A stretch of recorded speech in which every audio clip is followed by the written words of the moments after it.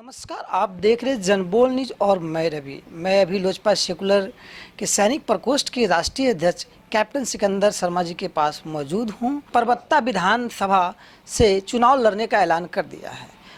जब उनकी team field में घूम रही है, किन समस्या जनता कौन सी समस्या उनके सामने लेकर आ रही है, हम उनसे बातचीत करेंगे। स्वागत है सर आपका। सबसे पहले जी आपकी जब टीम सर फील्ड में घूम रही है, किन समस्या को जनता आपके टीम के सामने रखने का काम कर रही है? जी, जब मैंने चुनाव लड़ने का ऐलान किया तो हमारी टीम जो है गांव-गांव में जाकर हर एक व्यक्ति से पूछने का काम शुरू किए हैं, घूमने का काम शुरू किए हैं। तो उन्हें जो समस्याएं बताई जा रही है लोगों के माध्यम से, सबसे पहली समस्या तो वहाँ किसानों की है, जो कि हमारी टीम ने इस बात को नोट किए हैं कि हमारा जो एरिया है वहाँ पर मक्का की खेती बहुत मात्रा में होती है। इस बार मक्का की फसल बहुत ही ज़्यादा हुई भी है। लोगों के पास भंडारण का कोई व्यवस्था नहीं है। लोग चाहते हैं कि हम अपने फसल को बिक्री करें। सबसे बड़ी समस्या तो ये सामने में दिख रही है कि सरकार मक्का का जो मूल्य निर्धारण किए हैं 1800 रुपया, और जब वो किसी बनिया के हाथ मक्का को बेचने जाते हैं तो बहुत ही कम मूल्य में बेचना पड़ रहा है। सर इसका कारण क्या है सर, वो भी हम जानना चाहेंगे। देखिए, मैं जब पंजाब में था तो वहाँ मैंने ये देखा कि हर एक पंचायत में, हर एक प्रखंड में सरकार के द्वारा बनाया गया किसान मंडी है।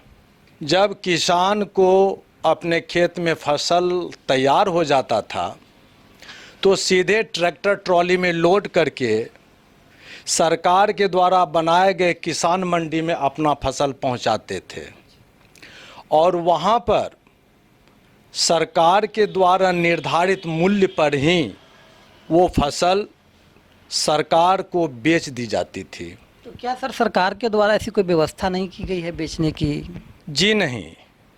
सबसे बड़ी दुख की बात यह है कि परबत्ता विधानसभा तो मैं उसको बढ़ चढ़ करके आगे ले रहा हूं कि मुझे इस काम को सबसे पहले किसान के लिए करना पड़ेगा। ये सिर्फ परबत्ता विधानसभा की ही बात ना करें, पूरी बिहार की बात आप करें। पूरी बिहार की बात आप हमसे पूछें कि यहाँ पर कहीं भी सरकार के द्वारा किसान मंडी नहीं बनाए गए हैं, जिसके वजह से किसान को अपना फसल बेचने के लिए कोई सरकारी मंडी नहीं मिल रहा है जहां कि अपना फसल सरकारी मूल्य में बेच सकें। जब इस तरह का सरकार के द्वारा व्यवस्था नहीं की गई है तो आखिर किसान क्या करेंगे? अपने फसल को औने पौने भाव में घर की ज़रूरत को पूरा करने के लिए बनिया के हाथ बेचेंगे। तो ये सबसे बड़ी मुद्दा है।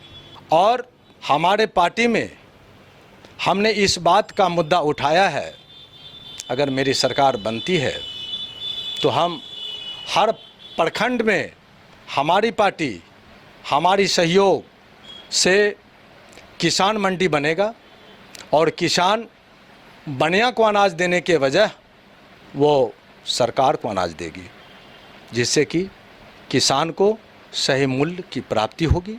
ये हमारा उद्देश्य है, मेरे पार्टी का। और क्या कुछ समस्याएं सर वहाँ पर आ रही है सर? जी, वहाँ का देखिए, परबत्ता विधानसभा एक ऐसा विधानसभा है जहाँ की पान की खेती बहुत ज़्यादा होते हैं।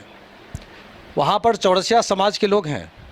मगही पान का उत्पादन बेहतर क्वालिटी का हमारा परबत्ता क्षेत्र में होता है, परंतु इस लॉकडाउन के समय में किसान अपना फसल, अपना पान का निर्यात नहीं कर सके, बाहर बाज़ार में बेच नहीं सके।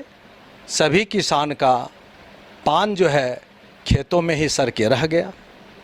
अब मैं ये पूछना चाहता हूं कि जो किसान इतना पूंजी लगाकर पान का खेती कर रहे हैं, जिसके 10 परिवार इस पान के खेती के ऊपर निर्भर करते हैं, अगर सही समय पर उसकी बिक्री ना हो, उसका मूल्य घर में ना आए, तो परिवार चलाना मुश्किल हो जाता है।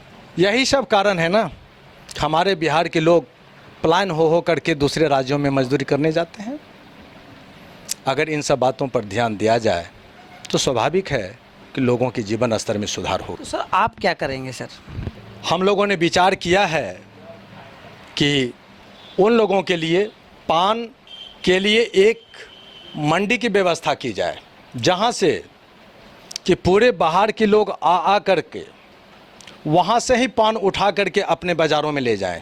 इससे जो मेरे पान के किसान हैं उनको कहीं ट्रैवल करना नहीं पड़ेगा, वो अपने ही इलाके में बाहर से आए हुए व्यापारियों को अपना पान सप्लाई करेंगे और उनसे पैसा लेकर आगे अपना कार्य आरंभ करेंगे। अभी आप सुन रहे थे कैप्टन सिकंदर शर्मा जी को, जो परबत्ता से चुनाव का ऐलान कर दिए। वहाँ पर उनकी टीम जब घूम रही है तो क्या कुछ समस्या जनता जो है उनके टीम के सामने रखने का काम कर रही है? मक्का के किसान और पान की खेती के लिए मशहूर बिहार में खगड़िया ज़िला में जो समस्या है उनके लिए क्या कुछ पार्टी की तरफ से उन्होंने अपना जो एजेंडा है जनता के लिए रखा है?